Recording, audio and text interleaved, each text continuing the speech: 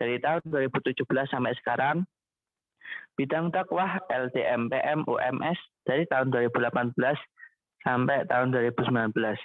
Untuk personal infonya bisa menghubungi Daud A15@gmail.com atau nomor telepon 088 102 512 1898 dan beliau berdomisili di Sukoharjo. Beliau memiliki moto hidup tiada kata lelah untuk sebuah amaliyah lillah. Ya. Sekian TV dari saya. Memasuki acara inti, dipersilakan kepada saudara Daud Ahyari untuk menyampaikan materi. Tafadhol. Baik. Bismillahirrahmanirrahim. Assalamualaikum warahmatullahi wabarakatuh. Waalaikumsalam warahmatullahi wabarakatuh. Waalaikumsalam warahmatullahi wabarakatuh. Teman-teman semuanya, suara saya jelas ya? Insya Allah ya? Jelas? Kalau jelas silahkan jarinya gini. Nah, berarti dengar ya? Dengar ya Wildan ya? Masya Allah. Mas. Saya koreksi dulu Mas Wildan. Tadi saya sedang menempuh studi pendidikan agama Islam dari 2018. Ya, bukan 2020. 2020 kan antum kan? Saya dari 2018. Ini semester 6, insya Allah semester 7 ambil skripsi. Doakan mudah-mudahan lancar insya Allah. Gitu ya. Baik. Yang PJ, apa namanya? Slide, siapa Mas Wildan? Slide PPT.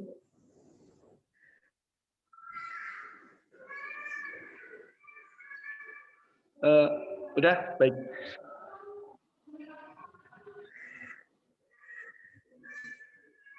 Oke. Bisa dilihat teman-teman semuanya PPT-nya?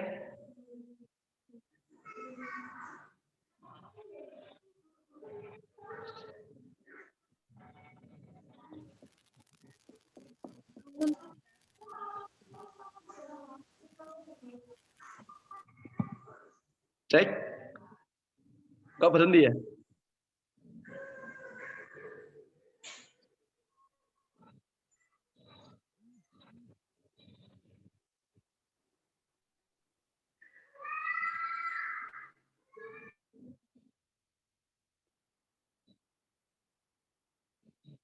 Cek Mas Wildan, dengar suara saya Mas Wildan? Dengar Mas, dengar. Kok berhenti ya? PPT apa namanya? Zoom-nya ya? Pada proses Mas. Oh ya, proses ya. Oke. Baik, untuk kita buka sekalian nunggu proses pembukaan ya. Oke, saya buka dulu mukadimahnya ya. Bismillahirrahmanirrahim. Saya ulangi. Assalamualaikum warahmatullahi wabarakatuh. Waalaikumsalam warahmatullahi wabarakatuh. Pernah dengar nggak teman-teman semuanya berita gini? Jadi setiap hari itu minimal kita komen di grup itu 3 kali teman-teman sekalian. Ya, jadi nanti kalau saya berucap ya, sekiranya teman-teman bisa respon, silakan aktifkan aja audionya, respon ya, biar saya tahu kalau antum juga ternyata ada gitu loh orangnya. Ya kita khawatir kita bicara sama apa namanya orang tidur kan. Enggak insya Allah. Baik teman-teman saya buka dulu. Bismillahirrahmanirrahim. Alhamdulillahirabbil alamin wassalatu wassalamu ala asrofil anbiya'i wal mursalin nabiyina wa maulana wa habibana Muhammad ibni Abdullah sallallahu alaihi wasallam. Wa syarrul umuri muhdatsatuha wa kullu muhdatsatin bid'ah wa kullu bid'atin dhalalah wa kullu dhalalatin finnar. Allahumma salli wa sallim wa barik ala nabiyyina Muhammadin wa ala alihi wa sahbihi wa man tabi'ahum bi ihsanin ila yaumiddin. Allahumma la 'ilma lana illa ma 'allamtana wa 'allimna bima yanfa'una wa zidna ilman. Rabbi ishrah li sadri wa yassir li amri wa hlul 'uqdatam min lisani yafqahu qawli. Allahumma la sahla illa ma ja'altahu sahla wa anta taj'alul hazna idza syi'ta sahla. Amin amin amin. Allahumma amin ya rabbal alamin.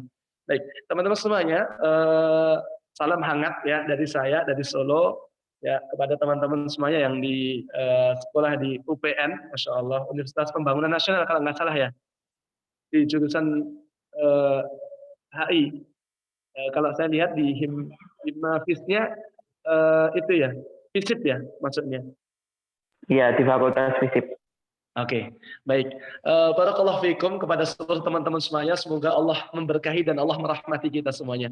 Pertama kali kita bersyukur kepada Allah Subhanahu Wa Taala di Sabtu yang cerah ini, Masya Allah di hari yang ke-12 di bulan apa? Bulan Ramadan ya. Oke, kemarin teman-teman semuanya tahu bulan Ramadan kemarin jatuhnya di tanggal berapa? Puasa kemarin jatuhnya di tanggal berapa? Satu puasa kemarin? Kalau enggak 13. 13, Mas. 13. Oke, ada yang lagi? Oh, salah antum. Loh, iya Mas, iya. Saat jatuhnya tanggal 1 Ramadan kan. Ya kita mulai puasa kan 1 Ramadan bukan tanggal 13 ya. Tanggal 13-nya apa itu? Oke. Baik. Teman-teman semuanya, pertama kali tentunya kita bersyukur kepada Allah Subhanahu wa taala di pertemuan virtual ini. Insya Allah kuota-kuota panjenengan semuanya berkah. Panjenengan. Ada yang mungkin dari luar Jawa ya. Barakallahu fikum. Baik, insya Allah kuota kita ini kuota yang berkah. Nggak cuma sia-sia, Masya Allah. Allah memberikan izin kepada kita untuk bisa hadir pada acara yang digagas oleh para panitia. Saya ucapkan jazakumullah khairan, yang Masya Allah memberikan sebuah wadah yang sangat luar biasa kepada teman-teman semuanya. Wadah yang memberikan sebuah ruangan untuk kita bersama-sama berdiskusi atas urusan agama ini. Mudah-mudahan apa yang kita hari ini pelajari, apa yang hari ini kita ikuti, semuanya memberikan ketaatan kita kepada Allah Subhanahu wa taala dan membimbing jalan kita menuju surganya Allah. Bagaimana kata Nabi sallallahu alaihi wasallam, "Man salaka tariqan yaltamisu fihi 'ilman, sahalallahu lahu bihi tariqan ilal jannah." Dan siapa yang memudahkan langkah kakinya menuju man salaka, barang siapa yang menempuh suatu jalan untuk menuntut ilmu. Ya, menuntut ilmu itu artinya banyak hal. Man salaka ini para ahli tafsir itu menafsirkan ternyata perjalanan yang sangat berat. Ya kan teman-teman, ya coba cek nih.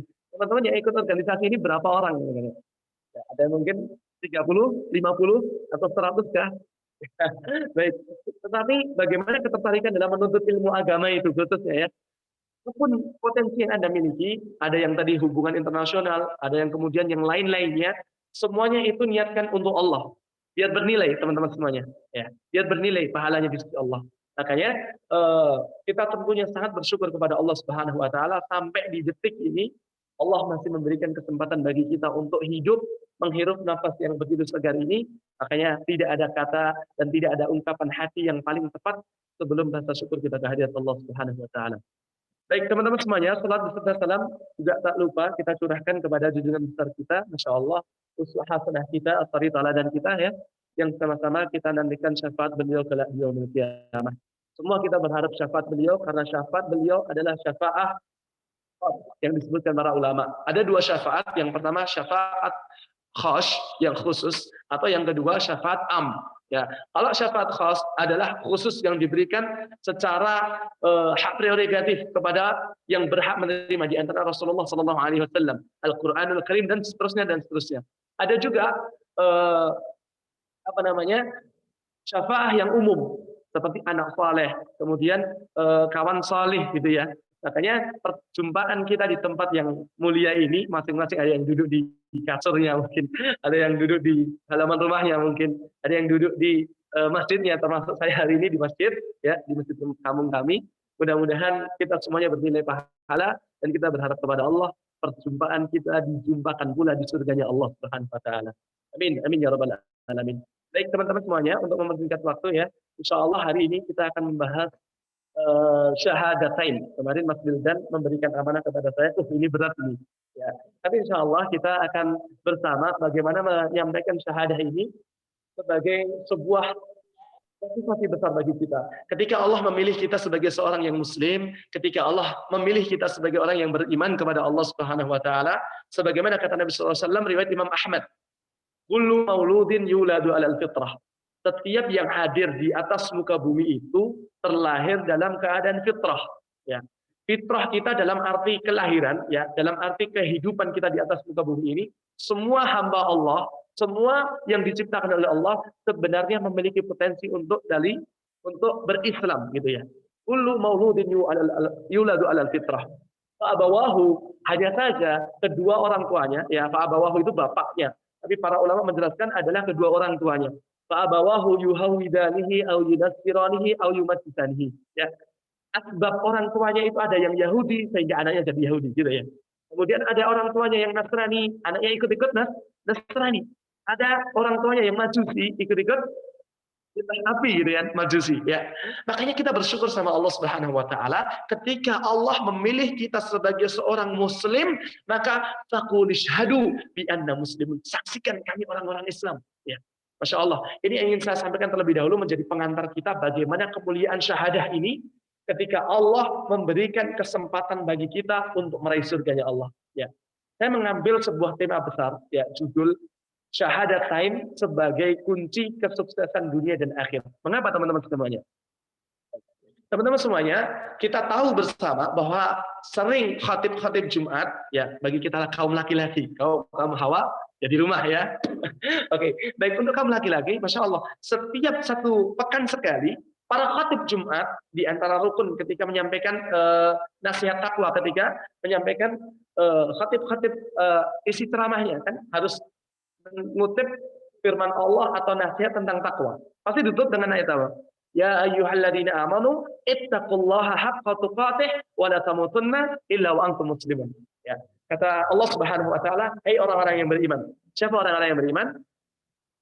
Ittaqullaha haqqa tuqatih, bertakwalah kamu sama Allah Subhanahu wa taala dengan sebenar-benarnya takwa, wa la tamutunna illa wa antum muslimun. Dan janganlah kamu mati kecuali dalam kondisi muslim. Nah, makanya teman-teman semuanya, ini sebuah kemuliaan bagi kita, ini sebuah kebesaran bagi kita, dan ini sebuah kunci.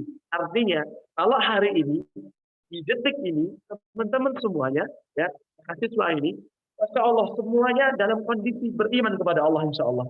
Semua dalam kondisi muslim, Insya Allah. Maka, ini merupakan sebuah kunci besar. Allah ini dipertahankan hingga akhir hayat kita. Karena nasihat Allah Subhanahu wa taala kepada kita, wala tamutunna illa wa antum muslimun. Janganlah kamu sekali-kali meninggal kecuali dalam kondisi muslim. Ini yang pertama. Yang kedua, teman-teman semuanya, kalau Allah sudah memberikan nasihat kepada kita jangan mati dalam kondisi kecuali dalam kondisi muslim. Artinya Allah ingin memberikan sebuah kebahagiaan bagi kita. Kalau Allah telah menunjuk kita sebagai seorang muslim, sebuah hakikat besar bahwa tidak semua orang diberikan kenikmatan oleh Allah dalam kondisi muslim. Kenapa? Karena Allah kan tadi mengatakan, wala tamutunna, dan janganlah kamu mati. Artinya ada sebagian orang itu yang mati dalam kondisi tidak muslim, gitu ya. Makanya, ayo sama-sama kita pupuk iman kita. Yuk sama-sama kita senantiasa menyirami tanaman iman kita dalam kalbu kita. Sehingga ketika kita memberikan sebuah pupuk-pupuk indah ini, ya, siraman rohani dalam jiwa-jiwa kita, ini tentunya memberikan sebuah dampak positif dalam keimanan kita, sehingga lama-kelamaan semakin meneranglah hati kita, semakin takwa kita, semakin menghadap Allah dalam kebaikan dan kebaikan. Masya Allah. Jadi yang menjadi pengantar kita Insya Allah. Baik, silahkan ke slide kedua, Mas. Insya Allah kita akan membahas teman-teman semuanya. Yang pertama adalah pengertian syahadatain itu seperti apa. Kemudian yang kedua tentang urgensi syahadat. Ya. Kemudian yang ketiga tentang syarat diterimanya syahadat teman-teman semuanya. Ya. Kemudian yang keempat ini yang paling bahaya. Ya, saya mengutip seorang syekh pakar dalam persoalan akidah, Nawaqidul Islam. Ya, di dalam kitab beliau pembatal keislaman. Mengerikan. Ini ketika kita pelajari fungsinya apa agar supaya kita tetap kokoh dalam keimanan kita. Jangan sampai ketika kita telah diberikan nikmat oleh Allah tanpa sadar kita berbuat sesuatu yang menjadikan Allah tanpa sadar bisa membatalkan keislaman kita. Dan ini waliyadzubillah. Kata Allah Subhanahu wa taala dalam surah Al-Bayyinah. Jadi insyaallah teman-teman semuanya sudah hafal ya. Innal ladzina kafaru min ahlil kitabi wal musyrikina fi nari jahannam khalidina fiha ulaika hum syarrul bariyah. Sesungguhnya orang-orang kafir itu enggak keras ya, bahasa kafir itu Masya Allah. Ya, teman-teman kalau belajar kan hubungan internasional, belajar bahasa Inggris kan, cover itu apa? Oke, ini ya cover ya. Nah, ini cover ini teman-teman semuanya. Artinya apa cover? Ini berasal dari bahasa Arab. Cover itu yang menutup kan. Anda gini, nggak bisa baca Quran, ini Quran saya ini. Cover ini kalau dibuka bisa nggak dibaca Qurannya? Bisa. Cover itu artinya apa? Yang menutupi. Maka orang kafir itu sebenarnya bahasa yang paling santun Allah berikan. Ya, bahasa yang paling santun Allah berikan. Kenapa? Karena orang kafir maknanya orang yang masih menutupi hatinya untuk mendapatkan hidayahnya Allah. Oh, santun banget kan? Nah, kalau non-Muslim itu sebenarnya malah keras itu kalau kita pahami. Kenapa Mas? Iya, karena coba Islam itu artinya apa? Islam ya itu makna dasarnya adalah selamat teman-teman semuanya. Kalau non-Islam berarti tidak selamat. Kalau bahasa Jawa, celoko gitu. Nah, itu kalau bahasa Jawa, teman-teman. Coba bayangkan. Nah, kan malah keras sebenarnya. Nah, tapi kita juga nggak boleh memanggil saudara-saudara kita yang bahasa ini tadi ya, kafir itu, kafir itu juga nggak boleh ya, teman-teman semuanya. Kita doakan yang terbaik untuk saudara-saudara kita. Tentunya semoga Allah memberikan keistiqomahan dalam keimanan kita, agar supaya kita senantiasa istiqomah hingga akhir hayat kita. Kita berharap kepada Allah kita diwafatkan oleh Allah dalam keadaan husnul khatimah insyaallah. Baik, kita masuk ke dalam yang berikutnya Mas Wildan, atau yang motor ya. Pengertian syahadah. Baik, syahadah itu kalau teman-teman syahadatain ya. Syahadat itu kalau kita pelajari kalau dalam dunia kita negara kita ya, ada kamus besar bahasa Indonesia. Saya mengambil pembahasan secara umum. Baik, syahadat sendiri artinya satu persaksian ya. Persaksian, ini nanti kita akan bahas panjang lebar insya Allah. Baik, persaksian di sini adalah pengakuan, ikrar yang benar, teman-teman yang terbaca, ya, dengan lisan dan dibenarkan dengan hati. Nah, ini yang penting. Saya beri tabel biru, ya, itu untuk teman-teman agar supaya ini konsep intinya. Iman itu teman-teman semuanya, yang pertama syaratnya, qaulun bil lisan, harus diucapkan dengan lisan. Ya. Yang kedua, wa tasdiqun bil qalb, harus diyakini dengan hati. Ya, cinta kalau cuma dikatakan, bilang dia nggak mungkin cinta sama antum, ya, dia nggak cinta sama kamu, gitulah. Ya, cinta itu yang pertama harus diucapkan dengan lisan. Ya, kita beriman kepada Allah dan persaksian kita dari lisan kita yang pertama adalah syahadat kita. Ya, kalau saya nggak pernah syahadat itu karena orang tua saya muslim gitu kan misalkan. Tapi minimal kan antum kan di at-tahiyat kan diajar ya, at-tahiyatulillah dan seterusnya sampai asyhadu an la ilaha illallah wa asyhadu anna Muhammadan abduhu wa rasuluh ya, di at-tahiyat akhir itu ya. Baik, teman-teman semuanya, tadi yang pertama qaulun bil lisan. Yang kedua, wa tasdiqun bil qalb, diyakini dengan hati bahwa Allah adalah Rabb kita, bahwa Allah yang telah mengatur segala urusan kita, bahwa Allah yang telah mengatur segala urusan rezeki kita. Dan yang paling inti daripada prinsip hidup kita ini, karena kita sedang membahas keyakinan ya, akidah, tapi insya Allah kita akan bahas dengan cara kita insya Allah, dengan izin Allah tentunya. Baik. Wakilah itu la ilaha. Kenapa kok enggak la rabb illallah? Kenapa? Ini pembahasan rinci para ulama. Ternyata kalau la ilaha, ini orang-orang kafir Quraisy dulu, kalau teman-teman baca sejarah Nabi itu ya, mereka juga mengakui bahwa Allah itu sebagai Rabb. Makanya mereka kalau bersumpah wallahi gitu kan. Ya, wallahi, orang-orang kafir itu kalau bersumpah, bahkan sampai ketika Abu Jahal hampir dibunuh itu, ya, hampir dibunuh. Sampai berani loh mengatakan, demi Allah, apakah ketika kalian berhasil membunuh saya, kemudian kalian merasa senang, kita akan tunggu di hadapan Allah. Siapa yang akan mulia di sisi Allah? Anda bisa buka di dalam bukunya Syekh Safiur Rahman, itu kitab sejarah yang sangat rekomendasi banget buat kita ya tentunya. Anda bisa menorehkan air mata yang banyak. Ya, Anda akan mempelajari Islam yang benar. Konsepnya itu ya dari prakteknya ya dari membaca kitab Sirah Nabawiyah itu. Oke, kita akan nggak panjang lebar. Baik. Kemudian yang ketiga teman-teman semuanya, wa amalun bil arkan. Iman itu yang ketiga harus mengamalkan rukun-rukunnya Allah. Itu yang minimal. Ya, syahadat, kemudian sholat, kemudian puasa. Ya, sebenarnya kalau setelah sholat itu kalau dalam bahasa hadisnya zakat ya. Zakat, habis itu puasa, baru haji gitu ya, kalau mampu. Oke, baik teman-teman semuanya, kenapa kok tiga hal komponen ranah ini harus senantiasa terkait? Karena kalau satu tok, misalkan, ya tadi qaulun bil lisan, cuma mengucapkan dari lisan. Ingat orang-orang Quraisy itu tahu, mengucapkan dari lisan mereka bahwa Allah itu apa? Rabb mereka. Tahu, meyakini mereka bahwa Allah itu sebagai Tuhan mereka. Tetapi mereka nggak mau menjadikan Allah sebagai ilahnya, ya, sebagai sesembahan yang mutlak dan tidak ada yang patut disembah kecuali hanya Allah. Mereka nggak mau dalam urusan itu. Ya. Sehingga mereka cerita para sahabat itu ketika mereka hijrah, masya Allah mereka cerita dulu ya Rasulullah, ketika saya sebelum hijrah, saya itu punya Tuhan dari roti saya buat itu ya, dari roti disembah-sembah gitu ya, disembah-sembah untuk meminta sesuatu lah ya. Nah, ketika saya lapar, Tuhan saya makan. Loh, lucu banget. Rasulullah sampai tertawa itu, Masya Allah. Tapi tertawanya ya indah ya. Masya Allah. Itu luar biasa. Dan ternyata, teman-teman semuanya, kalau hanya sekedar lisan dan tidak dibuktikan dengan hati, tidak diterima. Maka tiga komponen, lisan, hati, dan pembuktian harus senantiasa terjalin. Baik. Kemudian yang kedua adalah hati. Kalau sekedar hati, iblis itu ketemu nggak sama Allah? Ketemu. Mereka itu jauh loh keimanannya sama kita. Iblis itu pernah berjumpa sama Allah. Ya, tetapi ketika wa qulna lil malaikati isjudu li Adam fasajadu illa iblis. Ketika mereka diminta sama Allah bersujud sama Adam, bukan sujud berarti untuk penghambaan ya, tapi sujudnya dalam arti untuk penghormatan atas perintah Allah gitu ya. Tapi iblis ini nggak mau ya, sehingga merasa ada khairu minhu. Saya lebih baik dari Adam. Ya, ana khairu minhu, khalaqtani min nar wa khalaqtahu min turab misalkan. Iblis mengatakan saya diciptakan dari api, sementara kalian diciptakan dari tanah. Padahal harga api dari dulu sampai sekarang nggak pernah naik, tapi harga tanah tiap tahunnya naik ya. Tapi lebih mulia siapa? Manusia lah, kan gitu kan. Nah, iblis itu sombongnya luar biasa.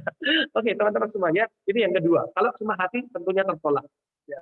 Bukti iblis berjumpa sama Allah, keyakinan dari hatinya sangat luar biasa, tapi nggak diterima sama Allah. Yang ketiga, kalau cuma pembuktian, siapa yang pembuktiannya? Tapi nggak diterima. Nabi, teman-teman semuanya. Nabi itu Masya Allah, sampai ketika di akhir hayatnya, paman beliau, yaitu Abu Thalib ya, itu Nabi sampai meneteskan air mata, ya Allah, sekiranya ya Allah paman hamba ini bisa masuk Islam, tentu segala dosa yang pernah lalu akan diampuni oleh Allah. Tetapi Abu Thalib ya, yang sebagai paman Nabi SAW, ketika di masa hidup beliau yang menjamin dakwah Nabi SAW, ternyata di akhir hidupnya karena tidak mengucapkan syahadat, tidak diterima keimanannya oleh Allah. Maka tiga komponen ini harus senantiasa terkait satu dengan yang lainnya. Baik, teman-teman sekalian langsung ke slide berikutnya ya. Ini nanti yang penting kita akan bahas. Baik, syahadatain ini termasuk di antara rukun. Ya, tadi kalau ketika kita sudah lisan kita berucap, hati kita meyakini, maka kita harus buktikan. Bukti yang pertama bahwa kita harus mengerti syahadatain itu seperti apa. Maka para ulama menyebutkan makna la ilaha illallah yang pertama beriktikad dan berikrar bahwasanya tidak ada yang berhak disembah. Ini makna ilah ya, makna perilahan itu loh. Yang patut disembah dan menerima ibadah kecuali hanyalah Allah ya Subhanahu wa taala, dan mentaati hal-hal tersebut dan mengamalkannya. Artinya di sini para ulama menjelaskan kepada kita bahwa makna la ilaha illallah penghambaan mutlak ya, penghambaan mutlak kepada Allah. Di mana orang-orang kafir Quraisy yang saat itu tidak mengakui Allah sebagai Rabb ilahnya, tetapi mereka mengakui Allah hanya sebatas Rabbnya.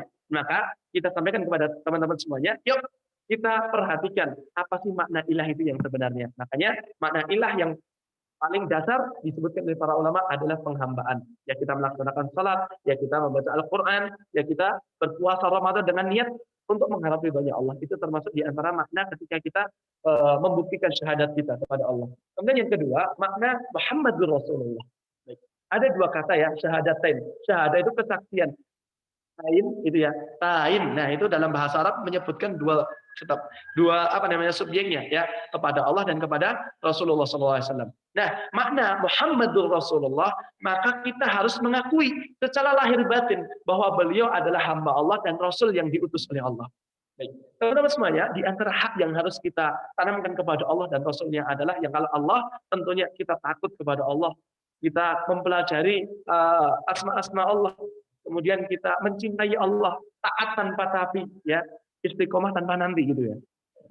Baik, Allah SAW sepatutnya bagi kita yang mengharapkan syafaatnya Nabi Muhammad SAW, saya sangat rekomendasikan untuk mempelajari sirah nabawiyah.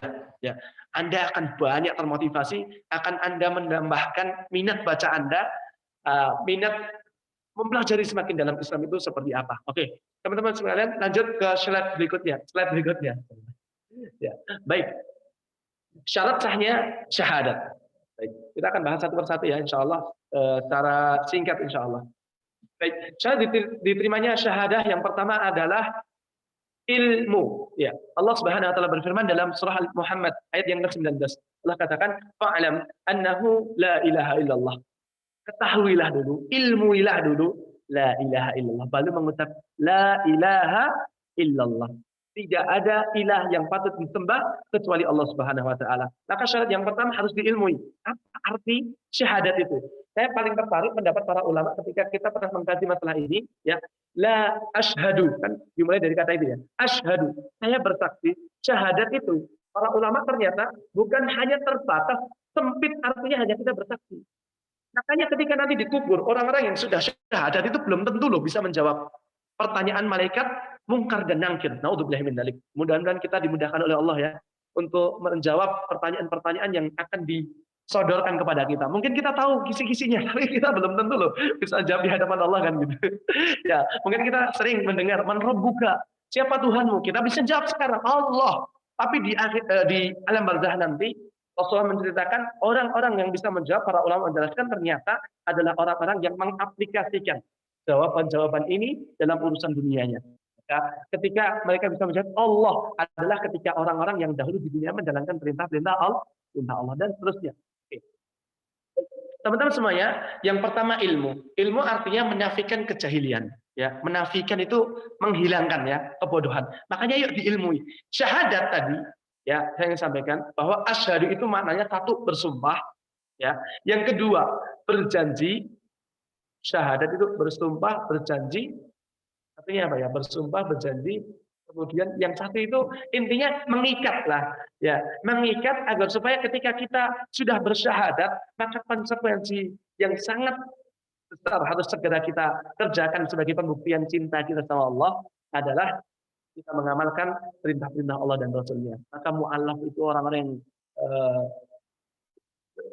baru masuk Islam itu ya, diizinkan oleh hatinya memeluk Islam. Masya Allah kita temukan, Masya Allah hati-hati mereka itu sangat luar biasa ya, kita temukan. Masya Allah, oh ya Allah. Terkadang kita yang dari lahir diberikan nikmat oleh Allah Islam, ya sampai hari ini terkadang amal soleh kita belum seberapa. Sementara saudara-saudara kita, ya saya punya satu kisah di Amerika, ada seorang mantan narapidana, ya Muslim beliau masuk Islam. Masya Allah ternyata di Amerika itu perkembangan Islam sangat dahsyat. Sementara di Indonesia la haula wala quwata illa billah.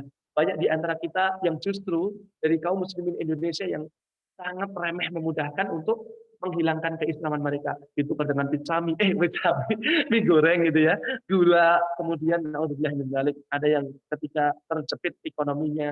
Ya, makanya kita berdoa sama Allah bagaimana zikir pagi petang kita, Allahumma afini fi badani, ya Allah sehatkan badan hamba ya Allah. Allahumma afini fi badani, Allahumma afini sam'i, Allahumma afini fi basari, mata, telinga, sehatkan ya Allah. Allahumma afini fi basari, Allahumma inni a'udzubika kufri wal faqr, dari kekufuran dan kefakiran. Karena identiknya orang itu jatuh kepada kekafiran itu karena apa teman-teman? Karena kefakiran, karena persoalan ekonomi. Baik, itu yang pertama ilmu. Ayo sama-sama diilmu dulu ya. Kita berjanji, bersumpah dan mengikat segala apa yang kita hari ini ikat dalam urusan din kita. Oke, teman-teman semuanya. Kemudian yang kedua adalah al-yakin, ya. Al-yakin ya. Kemudian yang kedua adalah yakin. Yakin ini penting, teman. Setelah kita setelah kita mengilmui apa yang hari ini kita terima, mengilmui apa yang menjadi pondasi dasar keislaman kita, maka Rasulullah mengatakan buniyal Islamu ala khamsin. Islam itu tegak pondasinya dengan 5 hal, teman-teman semuanya. Ya. Kalau ada bangunan, butuh nggak pondasi? Butuh. Kalau pondasinya ini satu, nggak ada, apa yang terjadi? Robohan. Islam itu punya 5 pondasi, teman-teman semuanya. Ya. Kalau 5 pondasi ini nggak kita tegak, jangan-jangan mungkin puasa kita nggak kita ilmui, jangan-jangan zakat ya yang rukun kita ilmui, apalagi sholat kita nggak kita ilmui, kita takut di hadapan Allah sampai 20 tahun ini, sampai 18 tahun ini, apa bacaan sholat yang kita yakini di sini. Teman-teman saya tanya nih, ya jawab dari hati. Kalau belum tahu, istighfar yang banyak ya, istighfarnya dalam hati aja. Baik, teman-teman semuanya, saya tanya, ada yang di sini hafal doa ini yang paling ini ya, ada yang hafal doa istiftah, ya. Ada yang hafal. Kalau udah hafal, sekarang saya tanya, ada yang sudah hafal artinya, mengerti artinya, Al-Fatihah, At-Tahiyat, sampai akhir itu, ada yang sudah hafal semuanya? Kalau sudah, beruntunglah Anda. Ini sebenarnya paling minimal. Harusnya Anda tahu, harusnya Anda mengilmui. Karena ini rukun kita. Buniyal Islam ala khamsin. Islam ditegakkan di atas 5 pondasi. Yang pertama, syahadatil la ilaha illallah wa anna Muhammad Rasulullah. Kemudian yang kedua, wa iqamis shalah wa ita'iz zakah wa shaumi Ramadan hajjil bait, ya. Syahadat, kemudian salat, zakat, puasa, haji untuk ketika mampu. Baik, teman-teman semuanya, keyakinan ini yang kedua, syarat diterimanya syahadat kita adalah dengan keyakinan. Nggak boleh kita tidak yakin gitu ya, tidak yakin dari apa yang kita ucapkan. Makanya orang-orang yang sudah yakin ini tentu apa yang menjadi efek yang sangat masyhur dalam kehidupannya adalah sebuah dorongan besar untuk menjalani kehidupan ini. Yang ketiga adalah ikhlas, teman-teman semuanya. Ikhlas itu artinya apa? Kita sering dengar ikhlas dari mana, teman-teman? Ketika orang sedekah misalnya, itu ikhlas enggak boleh kita gitu, teman-teman semuanya. Yang terang-terangan ya insya Allah baik, kita doakan mudah-mudahan amalnya diterima. Ya, yang sembunyi-sembunyi lebih baik lagi gitu ya. Karena ada yang sedekah harus ditampakkan. Contoh, buat siapa teman-teman semuanya? Tokoh, ya, tokoh masyarakat itu harus ditampakkan. Syiar. Kenapa? Kalau dia seorang tokoh, seorang pejabat negeri ini, kalau dia misalkan perkara zakat, nggak mengeluarkan zakat, apa yang terjadi? Timbul keresahan dalam masyarakat. Ini wong sugih, orang kaya kok nggak mau zakat gitu ya. Timbul keresahan di masyarakat. Contoh yang kedua, syiar yang harus mewajibkan kita terang-terangan. Perempuan nih, tadi MC ya, kemudian teman-teman yang lain, akhwat-akhwat ini, ya apa yang harus syiar secara terang-terangan? Hijab lah, ya jangan sampai kita menggunakan kalau sedekah itu harus sembunyi-sembunyi, beramal yang paling baik sembunyi-sembunyi.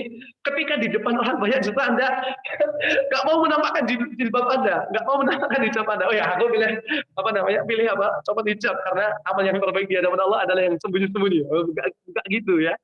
Sholat ya harus terang-terangan. Sholat ya itu syiar kita gitu ya teman-teman. Paham ya di sini. Baik. Yang ketiga qabul. Ikhlas ya. Oke. Ikhlas tadi teman-teman. Ikhlas maknanya memurnikan ya. Segala tujuan kita itu hanya kepada tujuan yang kita tuju. Siapa? Allah ya. Ikhlas itu dari lubuk hati yang paling dalam. Kita nggak tahu, yang tahu hanyalah dirinya dan Allah. Ya. Makanya urusan hati ini penting teman-teman. Ya. Kita belajar urusan zahir saja sampai mati-matian. Urusan dunia ada urusannya sampai kita sekolah kemana-mana ya untuk memberikan manfaat bagi orang lain, tetapi untuk akhirat yuk sama-sama ya yang lebih baik lagi gitu ya. Baik, kemudian yang keempat adalah jujur teman-teman semuanya. Ya, jujur dari hati, lubuk hati yang paling dalam. Ya, bahwa apa yang Allah Subhanahu wa taala berikan itu merupakan kejujuran dari hati kita. Lisannya itu berucap, ya dari hati itu membenarkan. Jangan sampai lisan berucap tapi hatinya kemunafikan ya.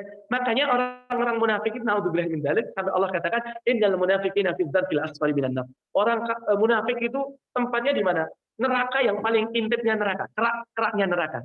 Ya, Anda bisa buka dalam surat An-Nisa itu dari ayat 140 sampai 146. Ya, ngeri itu teman-teman semuanya. Kalau orang kafir itu kan Allah menyebutkannya secara umum di jahannam khalidina fiha. Mereka kekal dalamnya itu. Tetapi kalau orang munafik, enggak cuma neraka, ini neraka, keraknya diintipnya ngeri saking Allah nggak menyukai mereka orang-orang yang berkhianat dalam hati mereka. Ya, kemudian yang kelima, slide saya mas. Yang kelima adalah al-mahabbah. Ya, al-mahabbah. Silakan digeser ya slide-nya.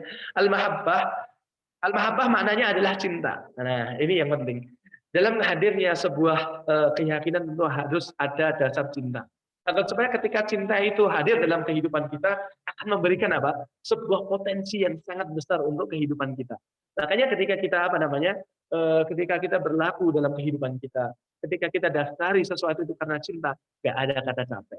Makanya moto hidup saya itu nggak ada kata lelah untuk aktivitas lillah. Kenapa? Karena kita itu dunia, teman-teman semuanya. Kita itu makhluk dunia hari ini yang insya Allah akan mengharapkan menjadi makhluk-makhluk akhirat. Maka kata para ulama, rijalul akhirah yamshuna fil ardh. Ya. Lelaki-lelaki atau orang-orang akhirat yang masih berjalan di atas muka bumi ini. Ya. Itu teman-teman semuanya harus didasari dengan cinta. Kalau antum cinta sama seorang itu kan pengen tahu namanya siapa, lahirnya di mana kan, gitu kan, rumahnya di mana, gitu kan, mau pengen nemui bapaknya gitu. Dan seterusnya. Oke, kembangkan sendiri. Baik, teman-teman semuanya harus didasari dengan cinta. Kemudian yang ke-6, inqiyad. Inqiyad itu patuh, tunduk ya teman-teman semuanya. Tunduknya dalam arti apa? Tunduk dalam arti menjalankan syariat yang Allah telah perintahkan kepada kita. Harus tunduk patuh. Ya. Taat tanpa tapi, udah cukup. Teman-teman semuanya, antum yang usia muda ini, Rasulullah menasihatkan, igtanim hamsan qabla hamsin. Jaga, manfaatkan 5 perkara sebelum datangnya 5 perkara. Satu di antaranya, ya, syababaka qabla haramik. Masa mudamu sebelum datang masa tuamu. Masa muda potensi untuk beramal, teman-teman. Atau buka Ar-Rum ayat 54, ya. Ar-Rum ayat 54. Itu Allah jelaskan 3 fase. Fase lemah yang pertama anak-anak, fase yang kedua kuat masa pemuda, fase yang ketiga adalah lemah dan beruban yaitu masa tua. Maka pemuda adalah masa kuat dan masa kelemahan. Jangan sia-siakan kekuatan itu, jangan sia-siakan potensi amal itu. Mumpung masih muda segera tobat, mumpung masih muda segera hijrah, mumpung masih muda yuk maksimal untuk beramal saleh insyaallah. Gitu ya teman-teman semuanya. Baik. Yang berikutnya adalah qabul, menerima. Ya, menerima segala syariatnya Allah tentunya. Jangan sampai ketika kita bersyahadat ada syariat itu yang kita tolak. Satu syariat kita tolak teman-teman semuanya, batal keislaman kita. Nanti kita akan bahas ya. Kenapa? Jadi kita ada hal-hal yang mungkin kurang cocok dirasa dari perjalanan hidup kita, ada syariat yang mungkin keterbatasan akal karena manusia itu kan akalnya terbatas ya. Kita rasa apa namanya kok ini kok yang kurang cocok sama hidup kita, kok yang nggak cocok sama kehidupan kita gitu kan. Ya itu dari hati katakan saja gini, ya Allah hamba masih belum mampu ya Allah hamba meyakini ini syariat engkau pasti akan mendatangkan manfaat, tapi saya belum mampu untuk melaksanakan itu selemah-lemah iman ya. Itu teman-teman cara menyikapinya. Jangan sampai kita menolak. Naudzubillahi min dzalik. Baik. Kemudian yang berikutnya adalah hasil yang akan diciptakan dari syarat-syarat yang ketika kita mengucapkan syahadat ini, yaitu mukmin yang benar. Baik. Silakan lanjut ke slide berikutnya teman-teman semuanya. Yang operator ya semuanya. Baik, ini ada motivasi dari saya. Allah aja, Allah lagi, Allah terus. Bismillah beres. Udah. Tadi saya katakan kenapa kok usia muda itu potensi untuk beramal. Usia muda ketika Anda beribadah jangan dibuat mindsetnya kalau ibadah itu membuang waktu kita. Enggak, demi Allah. Saya itu dikatakan dinasihati ibu saya, itu seorang masya Allah ibu yang sangat luar biasa bagi diri saya. Kenapa? Ketika saya itu dulu ya pertama kali hijrah itu ketika saya sama teman-teman yang mulai aktif dalam kegiatan kerohanian keislaman ya di masjid kami itu kami berusaha mendidik anak-anak di kampung kami. Ya Allah mudah-mudahan ini menjadi penutup penebus dosa-dosa kami yang pernah kami lalui dahulu ya Allah. Itu kan saya mulai aktif di berbagai komunitas keislaman, tapi saya lebih fokus dari urusan pemuda dan anak-anak ya. Ketika di anak-anak itu saya melihat ya Allah ini potensi banget untuk bermanfaat bagi orang lain. Nah, ketika itu ibu saya keluar dari lisan beliau, Daud, ya, anakku gitu ya. Jangan pernah merasa waktumu berkurang, jangan pernah merasa masa depanmu hilang ketika Anda termasuk panitia ini ya. Ya, perkumpulan ini berupaya semaksimal mungkin untuk memberikan manfaat bagi seluruh organisasi ya. Dapat menciptakan apa namanya kegiatan ini ya. Insya Allah ini semuanya bernilai teman-teman. Yakinlah intang surullah yang surkum. Siapa yang nolong agama Allah pasti Allah akan tolong. Oke, baik. Silakan lanjut slide berikutnya Mas. Urgensi syahadatain ya. La ilaha illallah. Para ulama menjelaskan rukunnya terhadap tercabang menjadi 2 hal. Yang pertama an-nafyu ya, ini penafian. Penafian itu menghilangkan seluruh sesembahan selain Allah. Yang kedua, al-isbat. Isbat itu penetapan. Menetapkan hak prerogatif ketuhanan itu hanya kepada Allah. Makanya kita harus meminta sama Allah, kita harus memohon sama Allah. Ya, maka nasihat Rasulullah kepada Ibnu Abbas, Abdullah bin Abbas itu masya Allah luar biasa. Kuntu radifan Nabi Shallallahu Alaihi Wasallam. Pernah satu kali Ibnu Abbas itu digonceng Nabi, ya pakai unta atau pakai keledai. Wallahu a'lam bishawab. Nabi pernah memberikan nasihat gini teman-teman semuanya. Ihfadillah yahfadka. Jagalah Allah, Allah akan menjagamu. Gitu ya. Wa idza sa'alta fas'alillah. Dan jika kamu memohon sesuatu, mohonlah sama Allah. Itu masya Allah. Makna ini sangat besar teman-teman semuanya. Ya. Kalau kita tumbuh dari diri kita itu pemahaman semacam ini, masya Allah besar-besar antum. Ya. Kalau ada masalah sebesar apapun masalah katakan, masalah engkau kecil, yang besar adalah Allah. Ya, saya memiliki Rabb yang maha besar. Insya Allah. Kalau Anda ditakut-takuti dengan kemiskinan, kita itu hamba Allah, Allah maha kaya. Katakan sama orang-orang yang menakut-nakuti kemiskinan. Katakan kepada hawa nafsu yang kita kadang ditakut-takuti dengan ketidakpastian dan kemiskinan, gitu ya. Katakan, aku punya Allah yang maha kaya. Baik. Itu ya teman-teman semuanya. Baik. Kemudian yang kedua, rukun Muhammad Rasulullah. Rukun itu artinya kewajiban saat melaksanakan ibadah. Abduhu wa rasuluh. Rukun yang kedua adalah meyakini bahwa Rasulullah itu sebagai hamba dan ketuhanan, ya. Menafikan ifrat itu berlebihan terhadap Rasulullah. Artinya gini berlebihannya. Ya, Rasulullah itu kan Rasulullah kita ya, teladan kita ya. Nggak boleh kita itu berlebihan dalam arti berlebihan sampai ke ranah ketuhanan. Ya, hak-hak yang seharusnya kita menjadi haknya Allah, kita minta sama Rasulullah, itu berlebihan namanya. Ya, itu tidak boleh. Ya, tidak boleh. Makanya pemerintah Saudi itu sangat menjaga betul jenazah Rasulullah SAW agar supaya tidak menjadi sumber kesyirikan. Ya, sumber kalau apalagi orang Jawa itu ya, kalau sering ya bagian orang lah, ya kejawen itu ada sesuatu hal yang dikira mujarab itu diizinkan dan seterusnya, itu yang dikhawatirkan. Baik. Yang kedua, jangan tafrid, tidak boleh meremehkan kita dalam segala hal kepada Rasulullah Shallallahu Alaihi Wasallam, karena Rasulullah itu mulia dari fisik maupun akhlak beliau, ya sempurna karena beliau pilihan yang dipilih oleh Allah. Baik, kita lanjut ke materi kita yang terakhir, teman-teman. Nanti insya Allah kita lanjut diskusi ya. Karena orang-orang Jogja itu biasanya suka diskusi. Baik, kalau orang Solo kan sukanya monggo gitu ya, santun. Baik, teman-teman semuanya, kita lanjut kepada 10 pembatal syahadat. Saya akan sempat membahas yang disusun para ulama. Saya mengambil kitabnya Nawaqidul Islam yang dibahas oleh Syekh Muhammad bin Abdul Wahab. Teman-teman nanti bisa baca sendiri ya. Saya akan sampaikan secara cepat ya, karena keterbatasan waktu. Yang pertama, syirik dalam beribadah kepada Allah. Ya, dalilnya surah An-Nisa 48.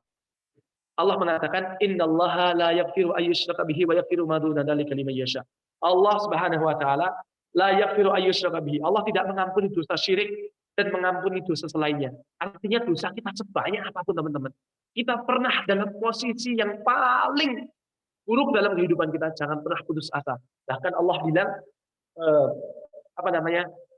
Allah bilang kepada kita, wasari'u ila magfiratin min rabbikum wa jannatin 'arduha samawati wal ard, dan seterusnya. Di dalam surah Ali Imran 133 Allah menyebutkan, dan bersegeralah kita untuk bermohon kepada Allah sebelum jasad itu sampai kepada roh kita sampai ke kerongkongan kita, di mana ketika itu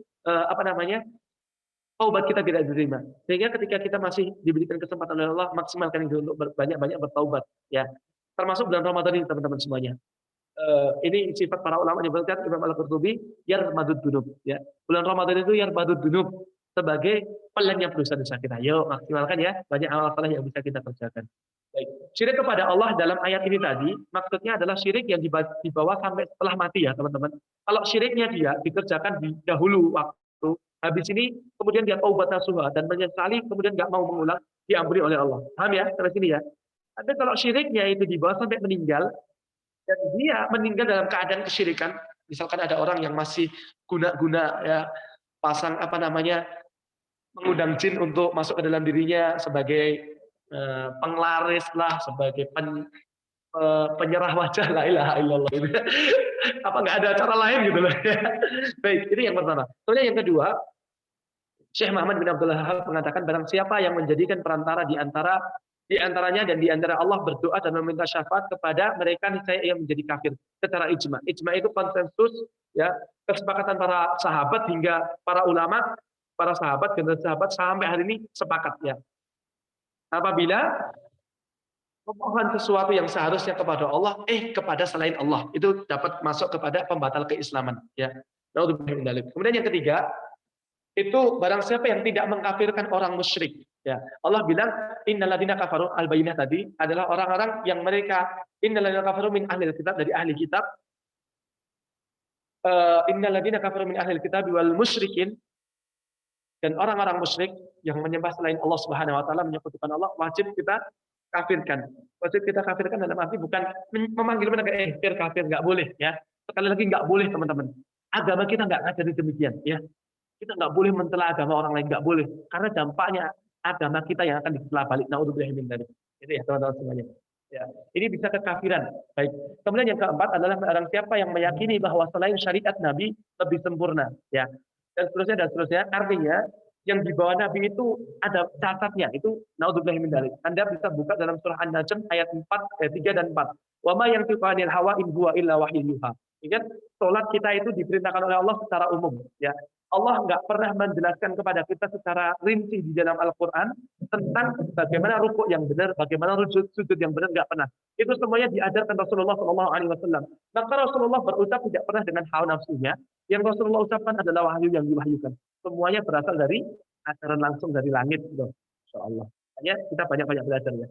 Kemudian yang kelima, dalam siapa yang membenci sesuatu yang dibawa Rasulullah. Nggak boleh teman-teman semuanya, termasuk Allah dan Rasulnya, Quran, hadis, tidak boleh kita tolak sama sekali. Semuanya harus kita imani. Tadi, kalau misalkan ada yang sekiranya kurang pas dari hati kita, sikapi itu, ya Allah, saya belum mampu, ya Allah. Tapi saya meyakini bahwa itu pasti ada manfaatnya. Semuanya teman-teman semuanya, syariat itu pasti lebih dahulu daripada akal manusia. Kenapa? Contoh, ternyata jauh 14 abad yang lalu Rasulullah menyunahkan kepada kita kalau apa namanya kencing itu, mohon maaf ya, kencing buang air kecil itu dengan jongkok. Ternyata kalau berdiri, naudzubillah min dzalik, kalau berdiri, naudzubillah min dzalik, sekali lagi, ternyata para pakar kesehatan sekarang, Anda bisa buka penelitian-penelitian para dokter itu ya, ternyata berakibat apa? Setiap ketika kita berdiri ada beberapa tetes dari kotoran buang air kecil kita yang tidak keluar, dan itu terus dipertahankan sehingga apa yang terjadi di masa-masa tuanya akan terjadi naudzubillah kencing batu dan seterusnya dan seterusnya. Naudzubillah min dzalik. Ini manfaatnya. Kita Nabi itu seperti itu, teman-teman. Banyak lagi sunah-sunah yang bermanfaat bagi kita. Baik, langsung saja singkat ya. Yang keenam, barang siapa mengolok-olok sesuatu dari agama Allah, nggak boleh teman-teman. Sekecil apapun nggak boleh. Ya, ada orang, naudzubillah min dzalik, contohnya itu orang ya mengamalkan sunnah, misalkan ya kalau saya jenggotnya kan masih tipis ya. Nah ada orang yang masalah jenggotnya itu banyak ya, kemudian ada orang yang hijabnya lebar gitu ya, nggak boleh kita celah, nggak boleh, karena itu syariat teman-teman ya. Kita mengamalkan agama sesuai dengan kapasitas kita tanpa mencela bagaimana orang lain itu apa mengamalkan ya, paham ya sampai sini ya. Nggak boleh kita mencela orang lain, nggak boleh. Kalau ada orang mohon maaf tuh, jenggot itu ya, orang-orang ya muslim sendiri biasanya itu mencelanya mbek gitu, nah untuk dalik di ejek apa namanya sebagai kambing itu Syekh Muhammad bin Abdul Wahab menyebutnya sebagai apa, mengolok-olok bisa terjatuh kepada kekafiran. Naudzubillah min dzalik. Mbek gitu ya dibalas, kamu tahu nggak apa namanya orang hewan yang nggak punya jenggot itu apa? Anjing ya. Balas kalau dia mbek, kukuk, dan seterusnya. Nah, itu cuma enggak.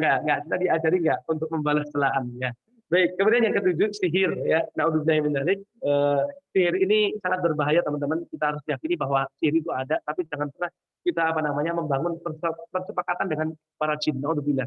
Ya, kalau orang sudah membangun kesepakatan dengan jin itu, kita takut bahwa kematian itu kita sulit, ada hal-hal yang tentunya akan ada konsekuensi yang akan kita lalui, dan itu bisa menjadi. Baik, kemudian yang ke-8, membela orang musyrik dan menolong mereka melawan kaum muslimin. Ya, ini jelas tentunya ketika dalam arti ketika terjadi di bumi ketika peperangan ya. Alhamdulillah kalau di Indonesia ini buminya didamaikan oleh Allah ya. Makanya jangan sia-siakan setiap waktu kita itu berlalu untuk kesia-siaan teman-teman. Ya, min husnil islami mar'i tarkuhu malaya. Hadis dari Imam At-Tirmidzi disahihkan para ulama, di antaranya Syekh Albani. Ya, itu di antara tanda baiknya seseorang itu meninggalkan segala perkara-perkara yang tidak bermanfaat. Ya. Ayo, kalau begini berarti mafhumul mukhalafahnya, kalau kita masih berbuat banyak hal-hal yang sia-sia, berarti kita belum mendapat karakteristik yang baik dari seorang muslim. Ya, sama-sama kejar ya. Kemudian yang ke-9, siapa yang meyakini bahwa sebagian manusia tidak wajib mengikuti Nabi? Ini mutlak ya. Nabi harus kita wajib ikuti karena seluruh syariat Allah itu diperinci dan dijelaskan oleh Nabi, dan yang kurang rinci lagi di zaman-zaman tertentu, misalkan zaman kita kan dulu zaman Nabi nggak ada HP tentunya ya. Ada syariat-syariat yang belum ada di waktu dahulu. Nah, itu dijelaskan para ulama. Ini pentingnya kita menuntut ilmu itu di sini ya. Kalau saya yang duduk di depan virtual teman-teman ini bukan berarti lebih pintar dari teman-teman, enggak. Kita sama-sama sharing ilmu ya. Kita sama-sama menjelaskan apa yang telah kita pelajari insya Allah. Kemudian yang ke-10 terakhir teman-teman, yang berpaling dari agama Allah. Ya, naudzubillah min dzalik, kita berdoa kepada Allah. Tadi saya lupa ya meneruskan kisah saya di Amerika. Profesor W. Huffman itu salah seorang duta besar Jerman. Ya, itu masuk Islam beliau. Beliau memprediksi itu yang saya prediksi ke depan, kebangkitan Islam itu justru terjadi di Amerika. Kenapa? Hari ini bahkan kalau kita pandang secara rinci, ternyata yang paling tertarik masuk Islam itu ternyata di penjara-penjara teman-teman. Ada seorang kisah ya, aktivis dakwah di sana itu masya Allah, ketika mereka itu bertugas dakwah di sana, ada seorang pemuda Muslim yang masuk Islam ya. Beliau menceritakan pernah ketika satu waktu dia untuk apa? Kembali kepada ibunya karena masa penjaranya sudah selesai, gitu kan. Ibunya menghubungi, nak, kamu segera pulang ya. Ibu dengar kamu udah saatnya keluar dari penjara. Ibu sudah kangen, ibu sudah rindu, gitu. Insya Allah. Nah, anak ini bilang sama ustadznya, itu loh. Ada ustadz di setiap penjara itu, masya Allah, membawa dampak yang luar biasa itu. Maka penjahat-penjahat itu tertarik mereka dengan itu. Mereka itu pemuda itu berkata kepada ustadz, saya dihubungi sama ibu saya untuk segera pulang. Bagaimana saya menyikapi ini, Ustaz? Sementara saya sudah Islam, sementara ibu saya masih dalam kondisi kafir, Ustaz. Ustaz ini berkata, pulang kamu, bakti kamu sama orang tuamu, karena Islam mengajarkan berbakti kepada kedua orang tua, sekalipun mereka dalam kondisi kafir. Ya. Islam nggak boleh, Islam nggak membatasi kita berbakti kepada kedua orang tua, sekalipun mereka kafir. Asalkan satu, ketika mereka memerintahkan sesuatu kekufuran, baru kita menolaknya secara baik-baik. Ya. Kemudian pemuda ini balik ke rumahnya dengan pakaian muslimnya. Orang tuanya, ketika ibunya ketika melihat dia, kok tampilannya beda. Loh, nak, kok beda, nak? Iya, Bu, dijawab oleh anaknya. Iya, Bu, saya sudah masuk Islam, Bu. Ibunya spontan. Islam teroris, gitu ya. Islam radikal, gitu kan. Dan seterusnya, dan seterusnya. Ya, itu anaknya cuma pemuda muslim ini cuma mengatakan dalam hatinya, ibuku sudah terkena mindset yang keliru tentang Islam. Ibuku sudah terpapar pemahaman-pemahaman yang menjatuhkan Islam itu sendiri. Nah, ini cuma berpikir gini, teman-teman semuanya. Udah, pokoknya tugas saya sesuai sanggaran Ustadz saya beraktivitas-aktivitas bakti, mudah-mudahan dengan ini Allah Subhanahu wa taala akan saya. Akhirnya anak ini satu hari ibunya yang yang dicuciin, piringnya yang dicuciin, pakaian yang dicucikan, kemudian dimasakin, dan seterusnya sampai hari ke-6 ibunya menyaksikan itu, dan hari yang ke-7 ibunya masuk Islam. Masya Allah. Ketika saat itu ibunya mengatakan kepada anaknya, wahai anakku, dulu kau ini sangat nakal banget. Gak ada tetangga itu kalau nggak komplain sama kamu. Yang anaknya kamu tonjokin, gentengnya kamu pecahin, gitu kan? Ya, yang bahkan bapakmu dulu itu mengajak kamu setiap hari ke gereja itu agar supaya kamu itu jadi orang baik. Tapi kamu bengal banget waktu itu. Masya Allah. Nah, dan akhirnya pemuda ini mengatakan, iya Bu, inilah Islam. Dari sini ibunya tersentuh dan masuk Islam, Masya Allah, teman-teman semuanya. Dakwah itu bukan cuma dari lisan, teman-teman. Dakwah bisa dari kuota kita, dari aktivitas kita, dari kegiatan kita. Mudah-mudahan dengan itu Allah memberikan sarana bagi kita menjadi sumber hidayah bagi saudara-saudara kita yang belum Allah berikan hidayah. Ya, amin ya rabbal alamin. Sekian dari saya, mungkin nanti dilanjutkan tanya jawab oleh moderator. Waktu dan tempat saya persilahkan. Fadhil Mas Wildan. Oke, terima kasih Mas Daud Ahyari atas materinya. Semoga dapat kita ambil ilmunya dan semoga dapat kita terapkan dalam kehidupan sehari-hari. Selanjutnya acara diskusi dan tanya jawab. Sebelum masuk acara tersebut, saya memberitahu bagi yang ingin bertanya, mohon untuk raise hand dulu di partisipan sebelum saya persilahkan. Silakan bagi yang mau tanya.